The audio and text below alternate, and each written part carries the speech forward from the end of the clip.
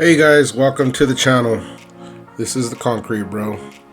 In this video we'll be prepping this ADU pad, getting it ready to pour concrete.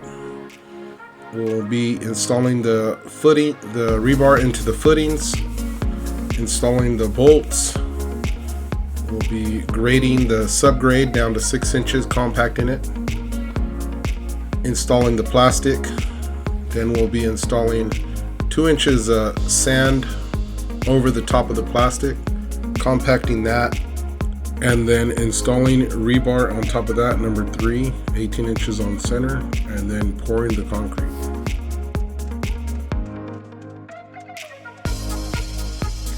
So right here we've already tied our string, the mason string, to the top of the form, and we're grading down from that string 6 inches to allow space to put the plastic, and then another 2 inches of sand will go over the plastic. So right here, once we have this subgrade graded to the right height, we will compact it. Fortunately, this dirt was already moist. It had been raining a couple days before coming to prep this job, so we didn't have to add much water to the base, to the subgrade. It had just the right amount of water content in it to get a good compaction out of it.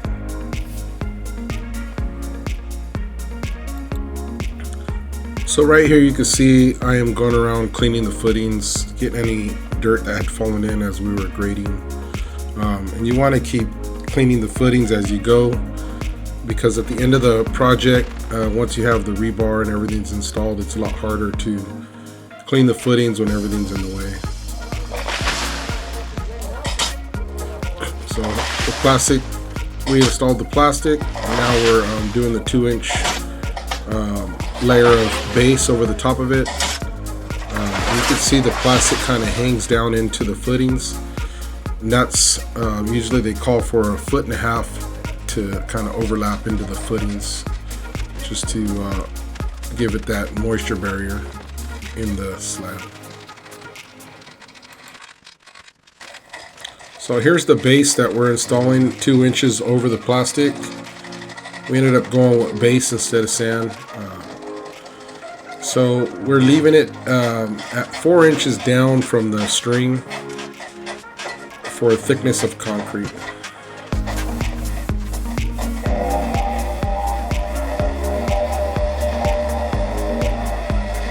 So here's George. We've already sprayed it down with water and we're compacting the base.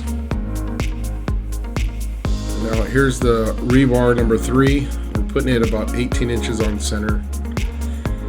We have a couple pure footings that we're digging outside the slab there, which I ended up digging offset about 18 inches. But we caught it the next day and ended up having to dig them a little bit bigger than what they originally were supposed to be, but so that our strap would sit in the middle of the footing and not off to the edge. So this is the end of the day here. We are just tying the rebar and we'll be installing the dobies. So here is pour day. A couple days later, you can see the plastic there on the form. We ended up installing that just to keep the concrete. There was a few small voids under the forms on that side, and the customer has a existing wood patio deck there, so we didn't want the concrete seeping out of those small voids.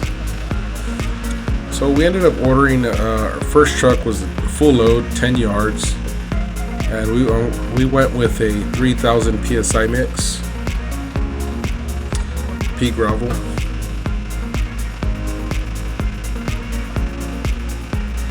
I believe the plans called for a 2,500 PSI. So this is about as far as we got with the first truck, and we ended up having to order 4 more yards to finish it off. It was pretty deep still against the form there, and we still had the pure footings to pour. Here's George just running the float, kind of taking down the highs and filling the lows. giving it that first initial seal. Keep the air from wanting to dry it out too much. And here's our second load. We're lowering there's a couple bolts there that were a little high, so we're lowering them down. You don't want them sticking out too high.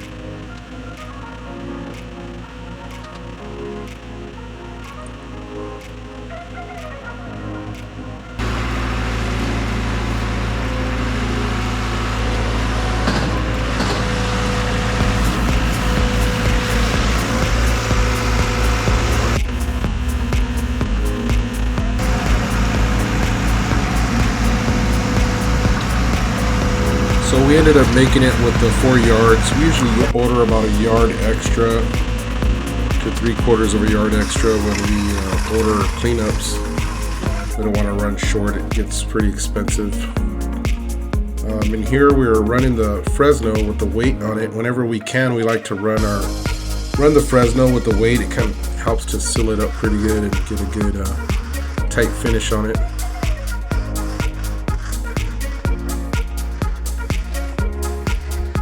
The concrete wasn't drying very fast this day. It was, like I said, it wasn't too hot, it wasn't too cold, so it was good. We weren't in a rush. It was going pretty good. I'm just floating the edges here, sealing them up, making sure they're nice and flat.